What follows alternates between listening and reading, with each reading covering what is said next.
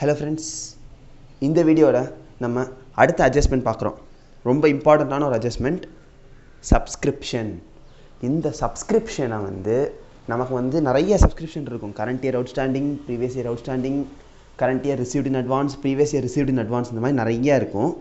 அந்த சப்ஸ்கிரிப்ஷனை எப்படி நம்ம இன்கம் அண்ட் எக்ஸ்பெண்டிச்சரில் ட்ரீட் பண்ண போகிறோம், இல்லை இன்கம் அண்ட் எக்ஸ்பெண்டிச்சர்லேயே வரக்கூடாதா, இந்த மாதிரி நமக்கு டவுட்ஸ் இருக்கும். அதை நம்ம இந்த வீடியோவில் நம்ம ரொம்ப கிளியராக ஒரு சம் வச்சே நம்ம பார்த்துடலாம். ஃபஸ்ட்டு ஆனுவல் சப்ஸ்கிரிப்ஷன் அப்படின்னு நமக்கு கொஸ்டினில் கொடுத்துருப்பாங்க, இல்லை நார்மலாக சப்ஸ்கிரிப்ஷன் கொடுத்துருப்பாங்க. அது அக்ரூவல் பேசிஸில் தான் நம்ம ட்ரீட் பண்ணுறோம். ஏன் அக்ரூவல் பேசிஸில் ட்ரீட் பண்ணுறோம்? என்ன சொல்லியாச்சு, இன்கம் அண்ட் எக்ஸ்பெண்டிச்சர் அக்கௌண்ட்னாலே அக்ரூவல் பேசிஸ் தான் ஃபாலோ பண்ணுதுன்னு சொல்லியாச்சு. அப்போது அதில் வர்ற ஒரு அட்ஜஸ்ட்மெண்ட்டான சப்ஸ்கிரிப்ஷனும் ஆட்டோமேட்டிக்காக அக்ரூவல் பேசிஸ் தான் ஃபாலோ பண்ணும். இது நமக்கு ப்ராப்ளம் இல்லை. அதில் நம்ம எப்படி ஆட் ஆர் மைனஸ் பண்ணுறோங்கிறத பார்ப்போம். அதுக்கு முன்னாடி லைஃப் மெம்பர்ஷிப் சப்ஸ்கிரிப்ஷன். இந்த லைஃப் மெம்பர்ஷிப் அப்படின்னா என்ன அர்த்தம்? லைஃப் டைம் நமக்கு சப்ஸ்கிரிப்ஷன் கிடைக்கிறதுக்காண்டி நம்ம ஒரு மெம்பர்ஷிப்க்கு பே பண்ணுறோம், இல்லை ரிசீவ் பண்ணுறோம். நம்ம கம்பெனி பாயிண்ட்லனா ரிசீவ் பண்ணுறோம், கஸ்டமர் பாயிண்ட்லனா பே பண்ணுறோம். ஸோ இங்கே நம்ம ரிசீவ் பண்ணுறோம். அந்த ரிசீவ் பண்ணுறதா இருந்ததுன்னா நமக்கு அது அசெட்டு. பே பண்ண போகிறோம், ஏன்னா நம்ம லைஃப் டைம் மெம்பர்ஷிப் கொடுக்கறதுக்காண்டி யாருக்கோ நம்ம பே பண்ணுறோம். அதுக்கானது நமக்கு லயபிலிட்டி. ஏன் லயபிலிட்டி? நம்ம பே பண்ணுறோம், அதனால் நம்ம லயபிலிட்டி. இதுதான் நமக்கான இந்த பாயிண்ட். லைஃப் மெம்பர்ஷிப்புங்கிறது ஏன் லயபிலிட்டியில் கொண்டு போகிறோம்னா, ஒன் டைம் தான் அது பேவோ இல்லை ரிசீவோ பண்ணுவோம். அதனால் அதை என்ன நேச்சர்?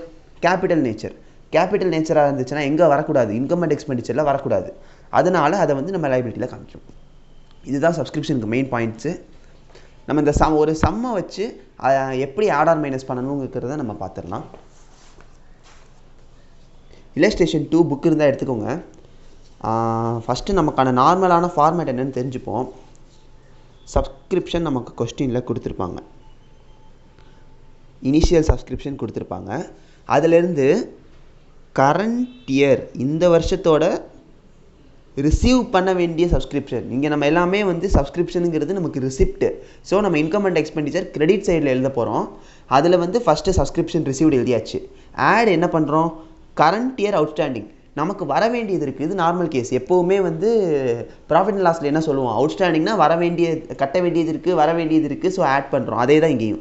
சப்ஸ்கிரிப்ஷன் நமக்கு இந்த வருஷம் வர வேண்டியது இருக்குது, அதனால் அதை ஆட் பண்ணுறோம். Minus previous year outstanding. ஏன் ப்ரீவியஸ் இயர் அவுட்ஸ்டாண்டிங்கை மைனஸ் பண்ணுறோம் அப்படின்னு கேட்டிங்கன்னா, நமக்கு வர வேண்டியது இருக்குது, அதுக்காண்டி ஆடுன்னு போடக்கூடாது. போன வருஷம் வர வேண்டியது இருக்குது, இந்த வருஷம் வரைக்கும் வரலையே இன்னும். அப்போ அது நமக்கான அந்த இனிஷியல் சப்ஸ்கிரிப்ஷனில் ஆட் ஆகக்கூடாது. ஏன் ஆட் ஆகக்கூடாது? போன வருஷமே வந்திருக்கணும், வராமல் போயிடுச்சு. அப்போ இந்த வருஷம் வந்தால் பிரச்சனை இல்லை, இதில் ஆட் ஆகிருக்கும்.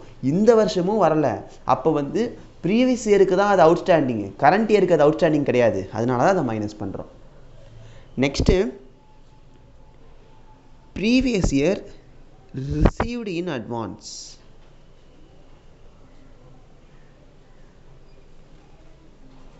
மைனஸில் current year received in advance. இது நம்ம ஒன்று பார்த்தீங்கன்னா இன்னும் ஒன்று கிளியராக புரிஞ்சிடும். இந்த வருஷம் நம்ம ரிசீவ் பண்ண வேண்டிய ஒரு சப்ஸ்கிரிப்ஷனை போன வருஷம் முன்னாடியே நம்ம ரிசீவ் பண்ணிட்டோம். அப்போ என்ன அர்த்தம்? இந்த வருஷம் ஒரு 200 வர வேண்டியது இருக்குது, அதில் ஒரு 100 நம்ம போன வருஷமே ரிசீவ் பண்ணிட்டோம்னா அந்த டிஃப்ரென்ஸ் 100 நமக்கு இந்த வருஷத்தில் சேராதுல்ல. ஏன்னா இந்த வருஷம் ரிசீவ் பண்ணாதானே அது இந்த வருஷம் சப்ஸ்கிரிப்ஷனில் வரும். இந்த வருஷம் நம்ம ரிசீவ் பண்ணலை, முன்னாடியே ரிசீவ் பண்ணிட்டோம், அதனால் மைனஸ் பண்ணுறோம். நம்ம ஃபைனல் அக்கௌண்ட்ஸ் பாயிண்ட்டில் பார்த்தோம்னா எப்படி நம்ம அங்கே ப்ரீபெய்டை மைனஸ் பண்ணுவோமோ அதே மாதிரி இங்கே ப்ரீ ரிசீவ்டை மைனஸ் பண்ணுறோம். Current year received in advance minus ஆச்சுன்னா ஆட்டோமேட்டிக்காக ப்ரீவியஸ் இயர் ரிசீவ்டு இன் அட்வான்ஸை ஆட் பண்ணுறோம். இதுதான் சப்ஸ்கிரிப்ஷனில் நமக்கு பண்ணக்கூடிய அட்ஜஸ்ட்மெண்ட்ஸ். கிளியராக ஞாபகம் வச்சுக்கோங்க. Current year outstanding add, previous year outstanding minus, current year received in advance minus and previous year received in advance add. இந்த ஃபார்மேட்டை மட்டும் ஞாபகம் வச்சுக்கிட்டா இந்த சம்மை நம்ம ஒர்க் அவுட் பண்ணிடலாம். ரீட் பண்ணுவோம். Sports club of Odisha had received. So இனிஷியலாக 2000 ஓப்பனிங் கொடுத்துட்டாங்க. Subscription for 2011-12 unpaid. ஸோ 2011-12ங்கிறது என்னதுங்க? Previous year. அப்போ அன்பெய்டுன்ட்டாங்க. அப்போ இது அவுட்ஸ்டாண்டிங். ஸோ இது ப்ரீவியஸ் இயர் அவுட்ஸ்டாண்டிங். அடுத்து subscription paid in advance on 31/3/2012. So 31/3/2012 அப்படிங்கிறது நமக்கு ப்ரீவியஸ் இயரா கரண்ட் இயரா?